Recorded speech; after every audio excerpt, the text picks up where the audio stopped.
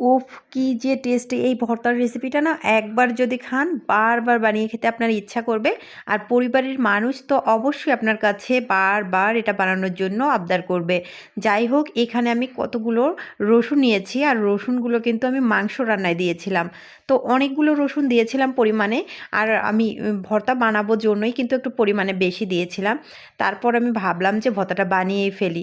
তো দেখতেই পাচ্ছেন রসুনগুলোকে আমি প্রথমে বেটে নিচ্ছি। এটা পাটনায় বেটে নিচ্ছি। আপনারা চাইলে পাটায় বেটে নিতে পারেন। তো আমি কিন্তু খোসাগুলো ফেলে দিব না। খোসা সহই বানিয়ে নিব আর এটা খোসা সহই দারুণ লাগবে খেতে। যাই হোক রসুনগুলোকে যখন একবারে ম্যাশ করে নেওয়া হয়ে যাবে, তারপর এখানে বেশ কিছুটা শুকনা মরিচ আর লবণ দিয়েছি। মরিচের পরিমাণটা কিন্তু আমি বাড়িয়ে দিয়েছি কারণ ঝালটা আমার অনেক পছন্দ। বরাবরই ঝাল একটু বেশি খাই। সো যাই হোক মরিচটাকেও এবার খুব ভালো করে মথে নিচ্ছি। বিশ্বাস করুন এই ভর্তার রেসিপিটা যদি একবার আপনি খেয়ে যান বা এর টেস্টটা যদি একবার পেয়ে যান বারবার আপনি বানিয়ে নেবেন এটা আমি কথা দিচ্ছি। তো তারপরে আমি ৩ টা কাঁচা মরিচ আবার দিয়ে দিচ্ছি। মরিচগুলা কিন্তু সিদ্ধ। সো যাই হোক কাঁচামরিচটাকেও এবার খুব ভালো করে আমি ম্যাশ করে নিচ্ছি।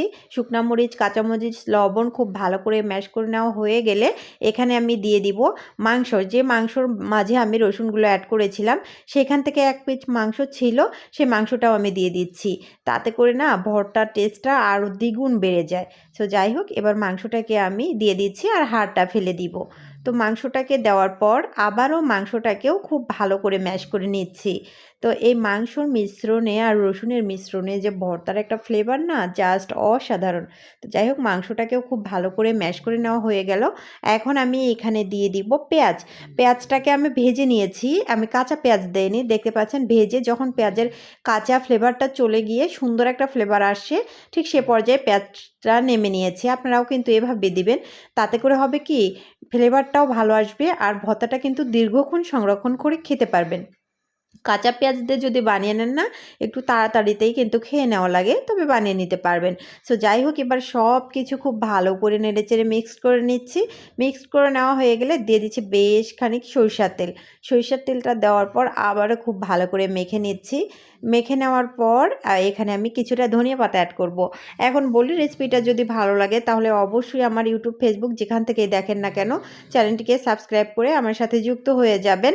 আর যদি ভিডিওটা দেখার পর আপনার কাছে মনে হয় যে ভালো লেগেছে তাহলে প্লিজ একটা হলেও লাইক, কমেন্টস অথবা শেয়ার করে দিবেন। তারপর দেখেন আমি সার্ভ করে দেখিয়ে দিচ্ছি। আর ভর্তা বানানোর পর আমার তো মানে পাটাটা একটু গরম ভাত দিয়ে মুছে না খেলে ভালোই লাগে না। আর এই পাটা মোছা ভাতটা না দেখতে খারাপ লাগলেও এটা খেতে কিন্তু দুর্দান্ত টেস্ট। তো গরম ভাতের সাথে আমি এই গরম গরম ভর্তাটা খেয়ে নিচ্ছি, জাস্ট অসাধারণ ছিল। একবার হলেও ট্রাই করবেন। ভিডিওটা দেখার জন্য অসংখ্য ধন্যবাদ। ভালো থাকবেন। আল্লাহ হাফিজ।